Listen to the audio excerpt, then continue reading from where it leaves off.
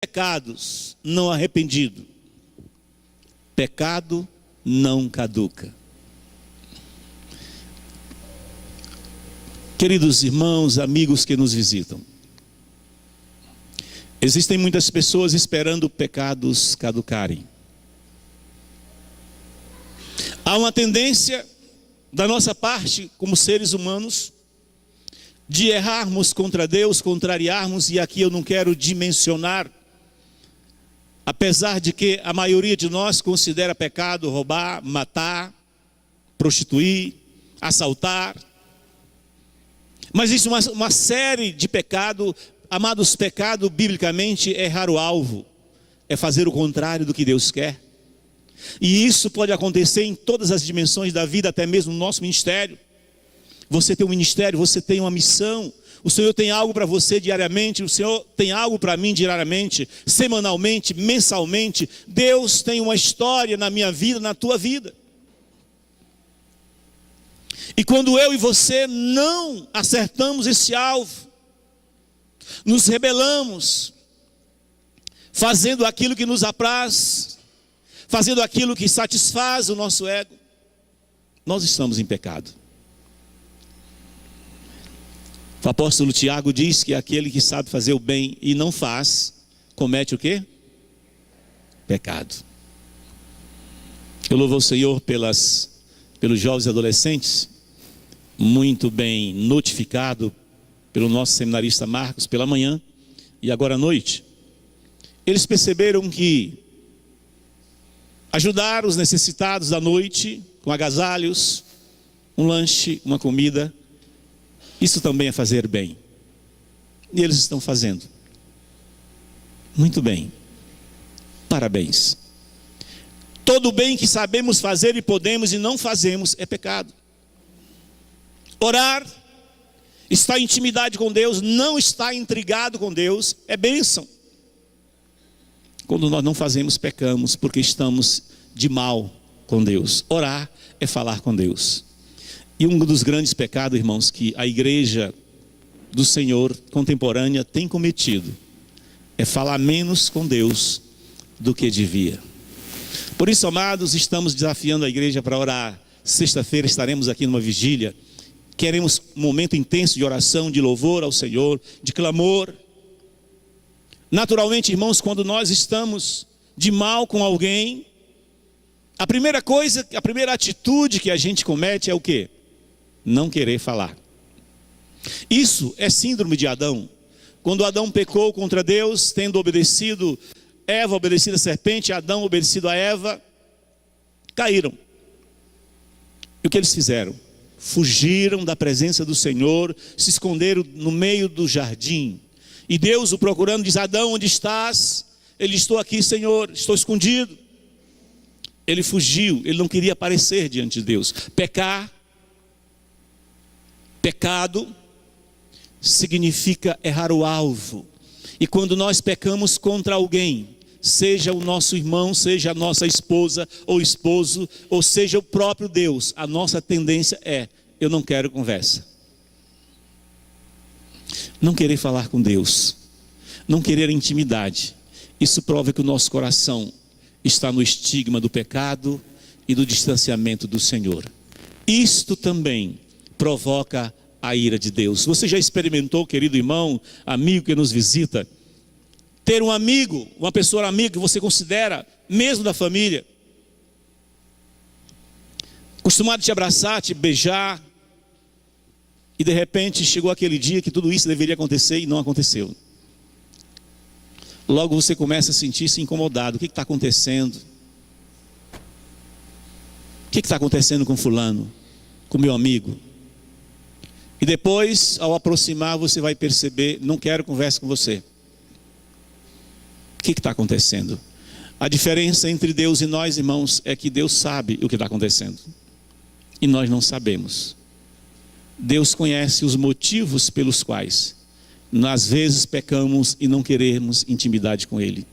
A igreja vitoriosa é a igreja que percebe que por muitas vezes nós temos pecado em não estarmos com Deus na presença do Senhor, coletivamente, juntos, as juntas e medulas em um só corpo, avançando em o nome do Senhor Jesus Cristo.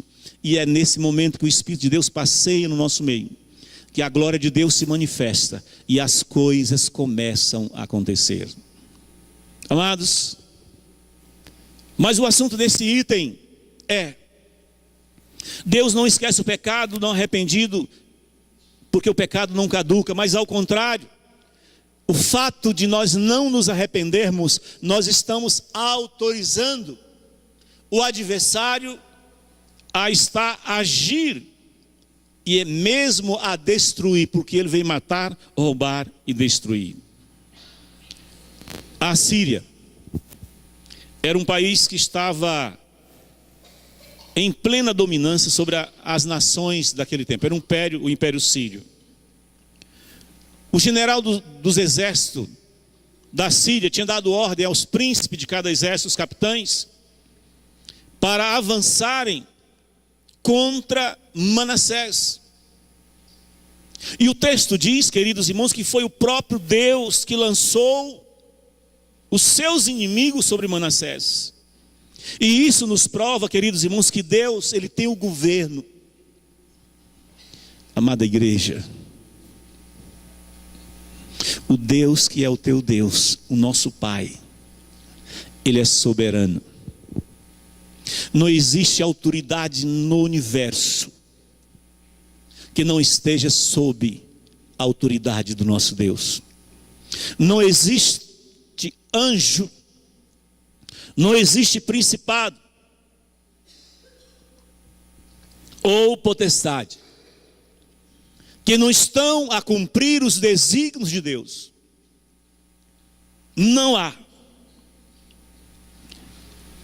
Os príncipes do exército da Síria foram movidos por Deus para agirem contra a vida de Manassés, porque este tinha provocado a ira de Deus. Existem dois tipos de governo de Deus. O primeiro tipo de governo de Deus, queridos irmãos, é o governo de Deus sobre a sua igreja, onde Ele habita pelo seu Espírito. Todo aquele que aceita Jesus como Salvador, ao ouvir o Evangelho da salvação, tendo nele também crido, foi selado, batizado, recebeu o Espírito Santo de Deus, e Deus começa a governá-lo de dentro para fora, dizendo: isso está certo, isso está errado, vamos, meu filho, minha filha, isso não é para você, ou isso é para você. O primeiro tipo de governo é o Senhor, é o reino de Deus dentro de nós, pela presença do seu Espírito. Mas existe o segundo tipo de governo, chamado governo universal de Deus, onde Ele tem controle de todos os seres viventes. De todos os seres viventes. Até mesmo aqueles que não conhecem e nem adoram, estão debaixo do governo universal de Deus. Satanás e seus demônios, eles cumprem a vontade universal de Deus como instrumento de disciplina de Deus aos homens. Alguém poderia fazer aquela pergunta, talvez cada um de nós já fez: Deus é tão poderoso, por que que Deus não destruiu o diabo no dia em que ele se rebelou contra ele lá nos céus? Quem já se pegou fazendo essa pergunta diz amém. Vários irmãos já perguntaram, eu já. Qualquer um que tem um pouquinho de reflexão teológica e ama essa reflexão, já fez essa pergunta. Ele faz tanto mal, o adversário faz tanta coisa ruim para a humanidade, destrói, mata. Mas sabe por quê? Deus é tão soberano, tão onipotente. O diabo não é ameaça para Deus. O nosso Deus é maior do que todas as coisas. Ele pode todas as coisas. E há um governo universal. O nosso adversário, ele cumpre, irmãos, ordem de Deus até mesmo para disciplinar os homens. A palavra de Deus lá em Gálatas 6 diz que quem semeia na carne, da carne se fará corrupção. Quem semeia no Espírito, do Espírito se fará a vida eterna. Ceifará corrupção quer dizer ceifará coisa de destruição. Corrupção é aquilo que se destrói.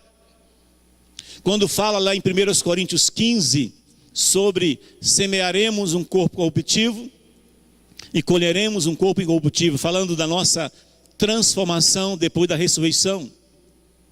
Corpo que é destruído, e Deus nos dará um corpo indestrutível, incorruptível. E quando fala o que semeia na carne, da carne ceifará para a corrupção, significa o quê? Quando nós semeamos na carne, aquele que veio matar, roubar e destruir, como disse Jesus lá em João 10, que é Satanás, ele é autorizado a destruir. O pecado leva o adversário, até mesmo por princípio divino, pelo governo divino, dizer: agora o meu servo, aqui no texto o Manassés, aqui neste lugar o Josias, e você, ele infringiu a lei espiritual que eu, como Deus soberano, eu determinei. Eu amo, mas eu sou justo. Eu o permiti lá no Éden escolher a mim ou servir a Satanás. E Deus não tirou esse privilégio, até mesmo para os da igreja. Mas as consequências virão. As consequências virão. Pecado provoca a ira de Deus. Mas o arrependimento, queridos, provoca o mover do coração de Deus. Deus usou os príncipes do exército da Síria, que prenderam a Manassés entre os espinhos e amarraram em cadeias e o levaram para a Babilônia. Esse levar para a Babilônia, queridos irmãos, não era aqueles 70 anos em que todos os príncipes foram levados. Foi uma prisão extra. Naquela época, não era a Síria que estava governando. Naquela época, foi o Império Babilônico mesmo. O Império Medo e depois o Império Persa, que foi constituído por rei Ciro, fundando assim o Ministério Persa, e um dia falaremos sobre isso. Bem, amados, por causa das falhas de Manassés, Deus permitiu, queridos irmãos, que os príncipes da Síria colocasse a mão em Manassés e o lançasse em cadeias, lançaram sobre os espinhos e em cadeias e em prisões. Amados, o pecado não envelhece. O pecado provoca a ira de Deus. O pecado faz com que o próprio adversário seja, por permissão divina, ele esteja a destruir algo de bênção que Deus tem dado a nós. A igreja não pode permitir pecado. Nós, como família de Deus, povo de Deus, individualmente, não podemos guardar pecado. Ele não envelhece, seja ele de que categoria for. O Espírito de Deus nos convence. Ele sabe quais as minhas falhas, quais as tuas falhas. Quer ser um vencedor, quer ser livre.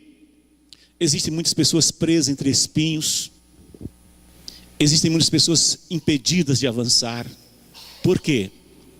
Porque guardam coisas que deveriam dizer: Senhor, eu não aceito. E às vezes, queridos irmãos, é preciso mesmo até pedir ajuda do pastor. E eu quero dizer para os irmãos: pastor, ele é pastor. Pastor não é açougueiro. Pastor cuida. Pastor não cuida de ovelha morta. Ele não esquarteja. Ele não maltrata. A missão de um pastor é cuidar, é alimentar, é conduzir as águas tranquilas, aos pastos verdejantes, é curar a ferida para que não morra. E o problema, amados, é que o pecado fere, machuca.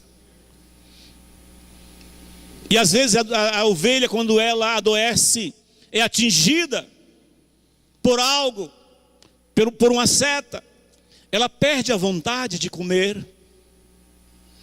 E por perder a vontade de comer, ela precisa ser cuidada de perto pelo seu pastor.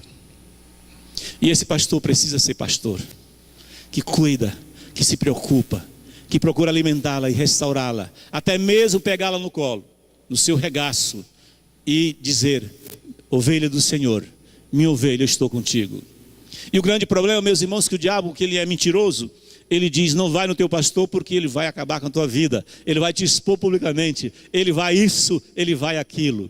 O diabo, ele é chamado de o mentiroso, o enganador, o adversário. Amada igreja, Deus é justo, o justo juiz. Ele faz com que tudo que o homem semear, isso mesmo ele se fará.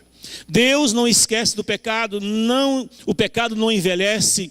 Ele usa as circunstâncias, Deus usa as circunstâncias, Deus usa a natureza, Deus usa homens, Deus usa os ímpios. Ele tem domínio sobre todas as coisas, sobre tudo e sobre todos. Tudo está sobre o governo de Deus. A palavra de Deus diz em Romanos capítulo 8 que tudo contribui juntamente para o bem daqueles que amam ao Senhor e dos que são separados para o seu decreto. Mas essa palavra, queridos irmãos, é como se fosse um parênteses que se abre, mas ele tem um contrário. É como o côncavo e o convexo, tem um contrário. Tudo contribui também juntamente para o mal daqueles que aborrecem ao Senhor, que não amam o Senhor. A palavra de Deus diz isso lá no livro, lá em João, capítulo 14, versículo 21. Jesus disse: aquele que tem a minha palavra